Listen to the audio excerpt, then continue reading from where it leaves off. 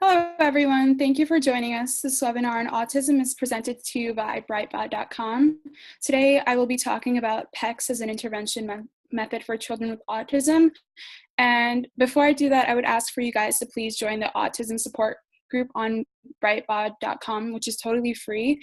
And it's important that we make communities such as this one bigger because autism needs a lot of awareness. So please do that. And during the presentation, just wanted to let you guys know that we will be muting you just to reduce the outside noise. But once we're done, we'll unmute you guys and take any questions that you guys have. So today we will be talking about Pecs. What is Pecs? Pecs is short for Picture Exchange Communication System. And it was developed in 1985 as a unique and augmentative alternative communication method, and augmentative and alternative. As you can see in the name, it's meant for those who are unable to communicate in conventional means. And if you don't already know, autism poses a lot of different issues for people, and one of those being impairments in verbal and nonverbal communication. So this was made with it was actually made for people with autism spectrum disorders in mind, but it can be used with people with any other kinds of disabilities that affect their communication. So it was created to be easy to make on your own. As I will talk about further, there are programs that you can make communication boards to use with your children. There are apps but they're also expensive, but it's easy to make them at home as well. So what is it based on? It's based on the behaviorism theory, which if you don't know, it's just behaviorists believe that any behavior that humans do is learned. And if you want to see an increase in a certain behavior, what you have to do is reinforce it through repeating the desired behavior. And they believe that with reinforcement and conditioning that anyone will be able to do a behavior that you want to see in them. So a lot of behavior therapy works with people who have autism, so this is probably why Pecs has become so popular. And it can be used with people of any ages and any types of difficulties. And it can be used starting at as young as a year old, because all it involves is just exchanging pictures for desired items. And the research on Pecs is increasing about how effective it is. And there's more research being done every day. Now, before we dive into exactly what Pecs is, it's important to understand that there are 6 different phases, and that's because for children with autism, you can't just throw them into something, they have to be eased into it. So that's why there are 6 phases to Pecs, to just ease them into it and teach them how to become effective communicators using this method. So the first phase, phase 1, they'll be learning how to communicate with each other. So they'll learn how to exchange single pictures. They'll have a picture of an item, say it's a banana, and they'll learn how to exchange that picture for what they really want, which is an actual banana, or it could be other pictures of things that they really want. And going through each phase is not just one day you'll do phase 1 and then the next day you'll do phase 2. It takes time to get them used to these. Again, it goes back to the repetitive aspect of Pecs. The more you repeat it, the more it'll stick with them and they'll remember that.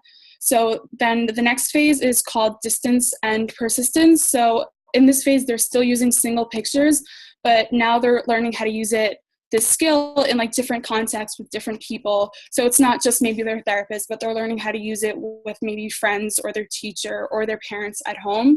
And so basically it's just reinforcing the idea that if they can use these pictures, they can use these pictures to ask for things that they want, and it's encouraging them to communicate with others, which can be hard for children or any individual with autism, because that's something they really lack, the social interaction. So it allows them to communicate with other people.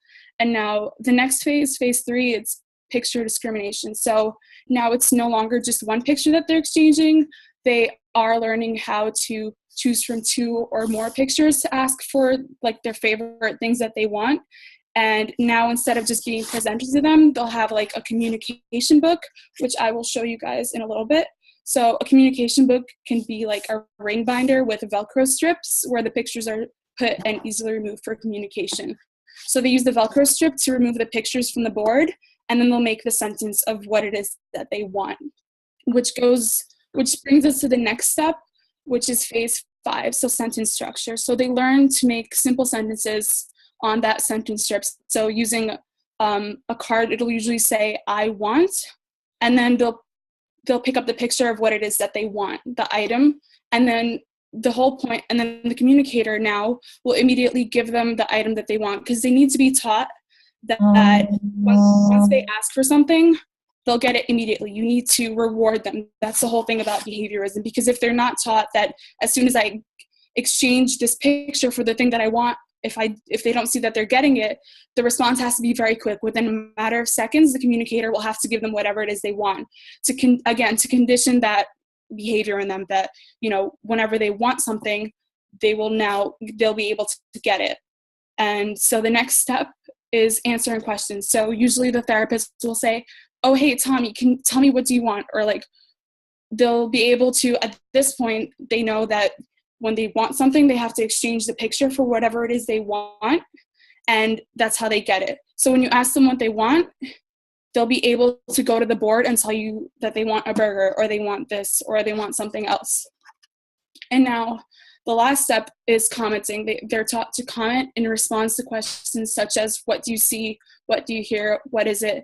And they learn to make up sentences starting with I see, I hear, I feel, etc. So they're learning at this stage, they've begun to master Pecs, and they're able to use it in a multitude of ways to ask for, and not just to ask for things, but to convey how they're feeling, which again, it's very important for children with autism, because a lot of them can be nonverbal, or they can be somewhat verbal, but they don't really know how to request what they want.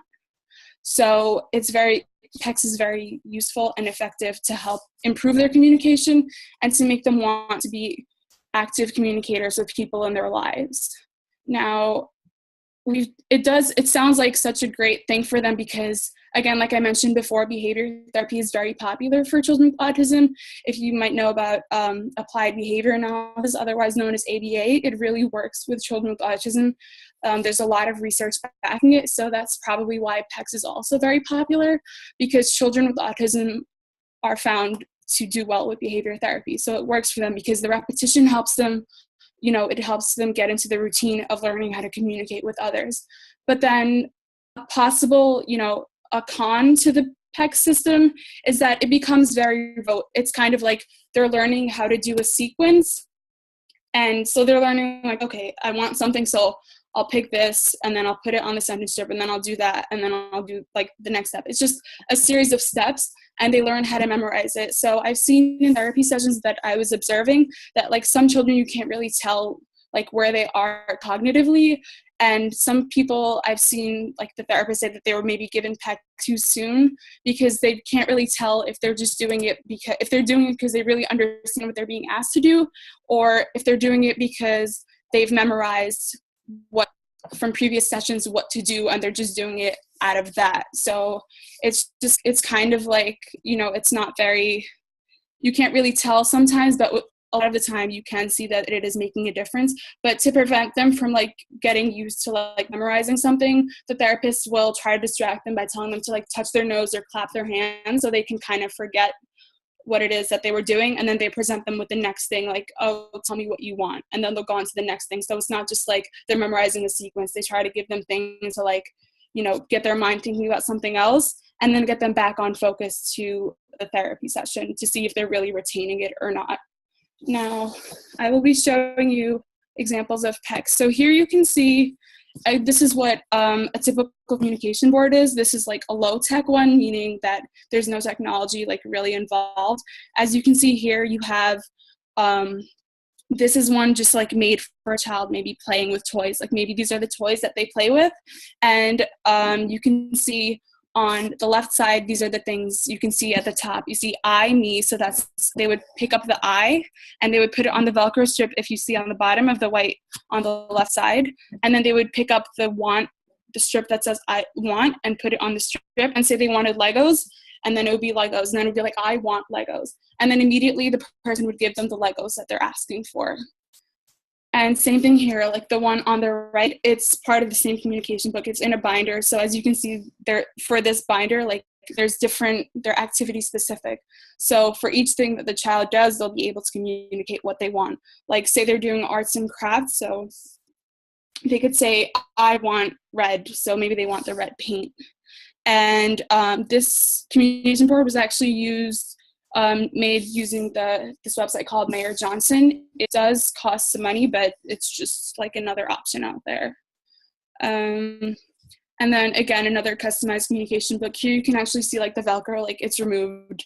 Again, I want more. They can ask for like if they want more of something, or if they don't like how something's going, they can say stop, or I want to go maybe to the bathroom or something. You can see like they can be made into like anything that the child wants. And another one is like, this is a board that was made for like a child that loves to go to McDonald's. So again, another activity specific one. It's like the possibilities with Pecs are just like, they're just endless. So here, like you actually see what things look like on the menu. So the pictures were taken from a menu, like what Happy Meal actually looks like, what the fries look like. So it's easy for them to point to like what they want. And then whoever's with them will be able to tell exactly what they want, instead of like just taking them to the store or like, a restaurant and having no idea what they want to eat and like having to guess for them. It really opens up a different way for them to communicate. Now, another option that's high tech, as they call it, is actually, this is an app. It's called Proloquo to Go. And it's available on the App Store and probably on the Android Google Play Store. I'm not sure what it's called. But here, this one, it's, I guess everybody has an iPad or like an iPhone, like who doesn't? And through the school, they actually give iPads to children with autism or like other children who have like disabilities and they're unable to communicate, because it has apps such as this one that allow you to customize what you want to put. Like if you see on the right, it says about me. So you usually have like a picture of the child, maybe their age, their weight, the picture of their school. And these apps are great because you can like customize it to specifically what the children like enjoy and like the things that they want. And it has like different categories. This one is a little more basic, but there are other entries like for, sentence structures and like different activities. Like the possibilities are endless with this app. And I really like it because like you could take a picture of the child and then you could see them there, like this is who they are. And if they like a specific kind of toy, and like say you can find a picture of the toy they like, but you could go ahead and take a picture of whatever it is that toy that they like, and they could you can enter it and like the name and everything and put it in one of these categories, and they'll be able to request that specific toy that they want.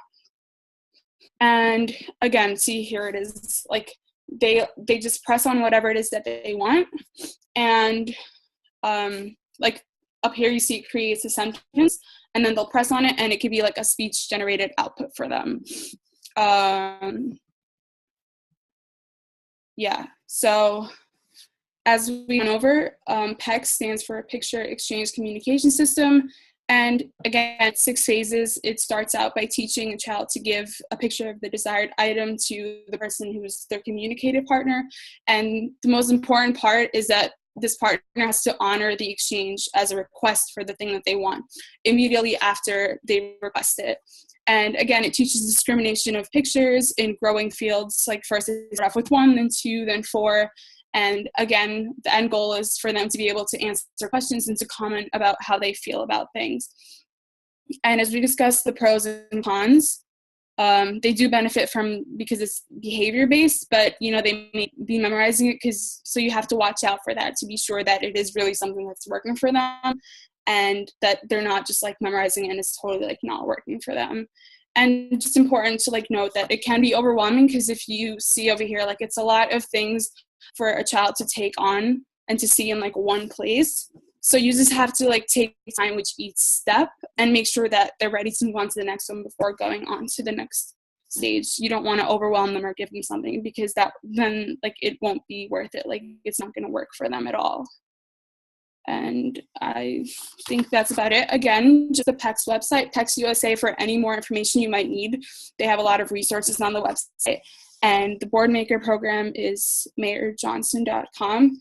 And there is that iPhone/iPad app, Proloquo to Go, but it comes with like a hefty price tag. It's $249 So what I would suggest is that you can go in Google and you can find pictures of things like they had like the cartoon images of the products like that the children likes to do, or maybe likes to go to the bathroom, and then you could actually handwrite it. Like I've seen people do that and it'll still work. You know, you can buy Velcro like at any arts and crafts store, and it's just like it's an easy way to like for your child to communicate with you if that's an issue for them. And you can put them all over the house, and you can just get really creative with it. It's something that really works for people, so you don't have to like, don't let the price of these things like discourage you, because it is pretty easy to make in your home. As you can see in the pictures that I showed, like they're made using construction paper and a binder, so that's all you need to like get your child started on using Pecs.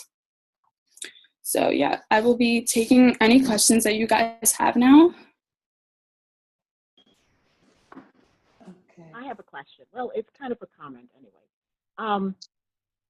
I didn't know anything about that. There was something called Pecs, but I think it's great. I think that's wonderful for kids with autism or any kind of, problems that way. But we have a family friend who is her son is an adult, and he goes to a daycare. And we were visiting the house several months ago and realized she's speaking to him and he's responding with sign language, but she didn't know he was doing sign language. I mean, is that something typically that they would teach them, sign language? Like the parent didn't know that the person spoke sign language at all? No, he was doing things, he was talking to him and he was responding, and we all said, oh, he's doing sign language. And she says, oh, really? He goes to a daycare and they teach him that at the daycare, but she didn't know that. Oh, wow. Yeah, because usually, like, from what I've seen, like, the school-age children, I can't speak for, like, adults, but they usually let their parents know, because sign language is something that's very common. Like, children with autism can learn sign language. Like, I did an internship at a school this past summer, and there was a child who had autism, and he was deaf, so he was using sign language. So it's very common that they'll teach them sign language as a way to like communicate with others. So maybe the people at the daycare or any place before that taught him how to use sign language as a means of like communication. So that's probably it. But I'm just surprised that the parents didn't know that. Like usually they inform them if they're going to do that. Okay. Nadine, the board maker, which is Mayor Johnson. Yeah, it's mayor-johnson.com. Okay, you can make up any type of board association games through this. Yeah, that's like it's a very useful resource from what I've been told. One of my professors actually told me about it. And I think you can start off with like a free trial of some sort, but they might have like some kind of a membership to it. I'm not sure exactly, but I know that there is a free trial you can start with, and they offer like a lot of different, like you can make different games. It's not just like board makers and things like that. Oh, okay. All right, quite interesting.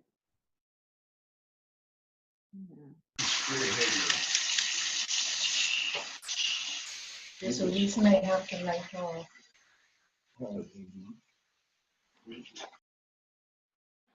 I have a question.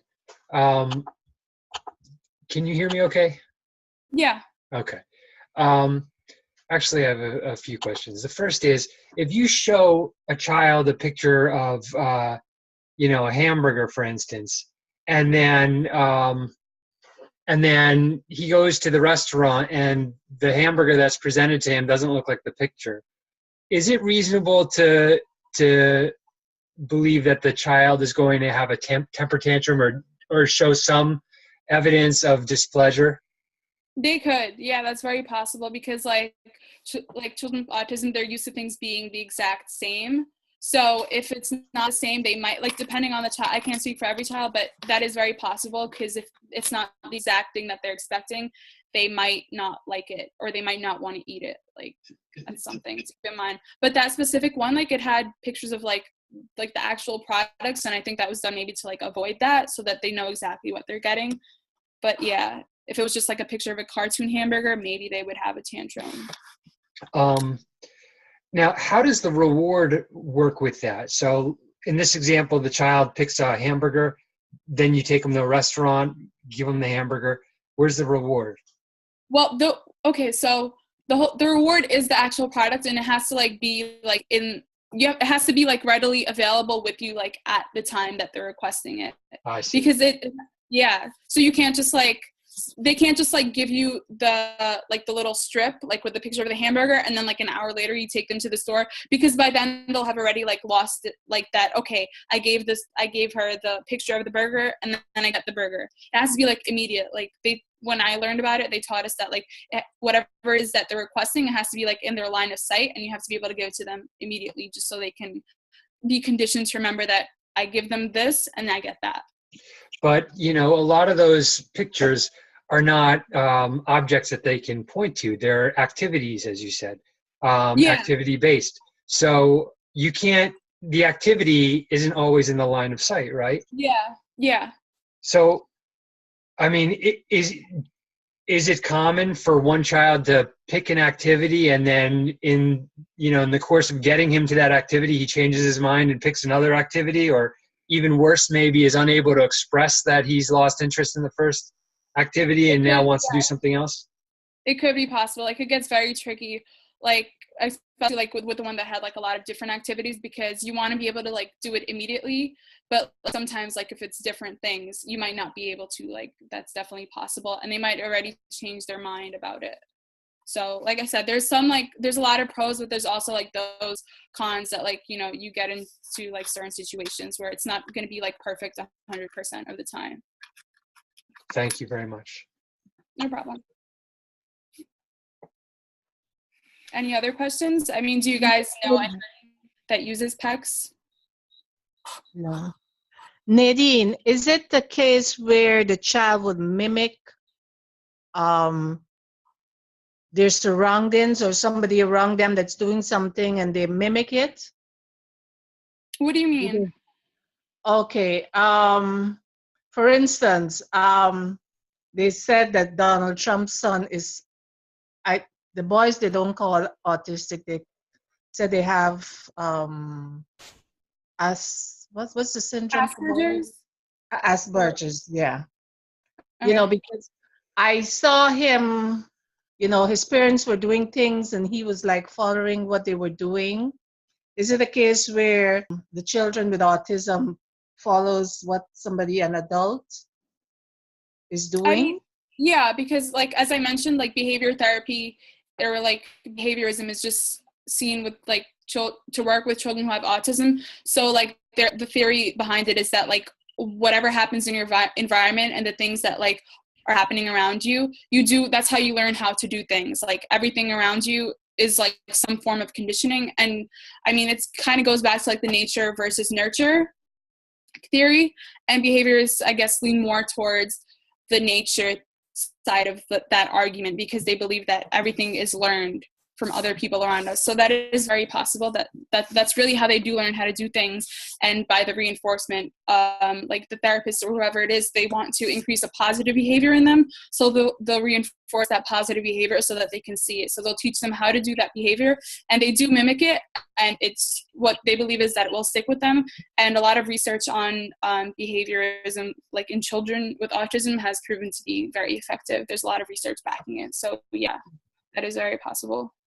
Okay, thank you. No problem. Nadine, what I find from experience is that repetition has a lot to do with their behavior and how they do operate, Yeah, absolutely. That is a characteristic. They really do a lot of these repetitive behaviors, but some of these repetitive behaviors might not be good behaviors that like you don't want to see them doing. Like they might be like this one child, he would, when you go to a soccer field, there's turf, and it's like, it's not real dirt, but it's turf. It's kind of like black pebbles. So this child, I was working with him that day, and all he wanted to do was pick up like, these pebbles, and I guess he liked the texture of it, but he was so fixated on it. Whenever like he had a moment, he would just try to like get on the floor and try to touch it, and then he would even try to like put it in his mouth. And like these are things like that they can't help. So things like that you don't want to see them doing, you would like, they try to condition them so that it doesn't keep happening. They try to increase like, again, a desired behavior to replace that undesired behavior. Oh, okay. I see.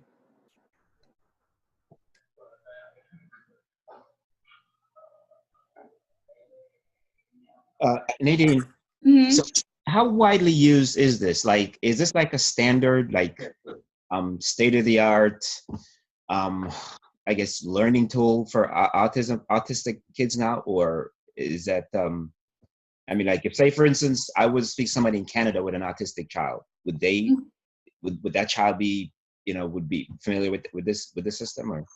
Yeah, because I mean, it's not just like a speech therapist that uses it to facilitate their communication, but it does like start with them, and it's very commonly used as a therapy intervention, because a lot of these children like have no idea, like they could be nonverbal and not have the ability to communicate at all, or they can be like somewhat verbal, but they don't really like, they don't speak. So Pecs is used as like a gateway into teaching them that you can communicate with others, and that to encourage them that, to communicate with people.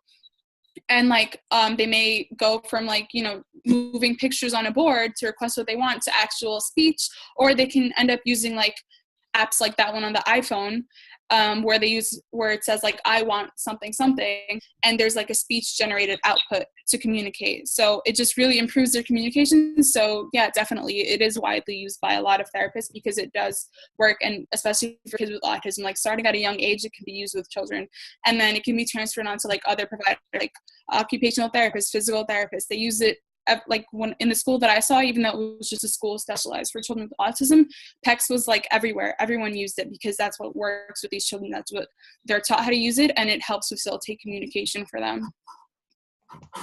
Thank you. No problem. And Nadine, Pecs has been around for how long? Since 1985. Okay. Yeah. It was just developed by, I think, what did it say? Yeah, it was developed in Delaware first. And it kept like people in mind, like parents that were like had children with autism, not just autism, but it was really made in mind for this specific population. But it has been used with like other patients, like maybe somebody that had a stroke and they can no longer communicate. It has been used. My mom is an occupational therapist, so she says that it is used with patients who have aphasia, who are unable to communicate. So yeah, it is used not only for children, it's used for people all across the lifespan. Like you can start using with children from like a year old to like 80 and older. It's really used for everyone.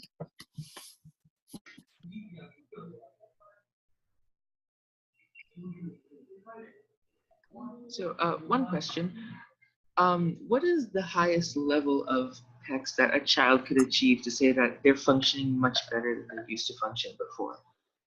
So that was like the 6th stage, the commenting phase. Mm-hmm. So it's not like at that stage they'll be able to like tell you exactly what they want. Like even if they might not be like verbal, they can like go to the communication board and like tell you exactly what it is that they want without you having to like prompt them to say, oh, what do you want? Like, what do you want? Because those are the first steps, because they don't know that they can request something. So the highest level would be for them to be able to like convey to you exactly what they're feeling, like their thoughts, their wants, their needs, without you having to like intervene and tell them anything at all. So once they've done that, they've mastered like the last level.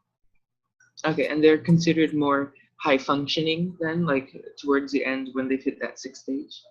I can't say that like they're considered more high functioning, because I did see children that were low functioning and they're able to use Pecs, because again, I said it's like a lot of memorization, and it's that conditioning aspect of it that teaches them what they need to do to get their ideas across. So I'm like, it's not like a cure for autism, but it does help like facilitate and improve their communication. So yeah, they'll be able to be better communicators by the last step, but it can take like months to go through these steps with a child. The most important thing is to like go at each child's own pace, and like you can't speak for every child because each child with autism is different. Yeah. Okay.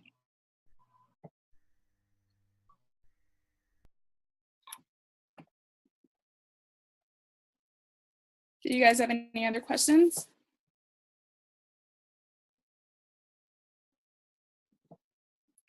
All right, so again, the website for Pecs, the organization is pecsusa.com. And if you know somebody that might be interested in the app Pro Loco to Go, it can be downloaded on the Android App Store or the Apple App Store. And yeah, thank you so much for joining us. Thank you for all of your questions. I hope to see you guys soon. Have a great night.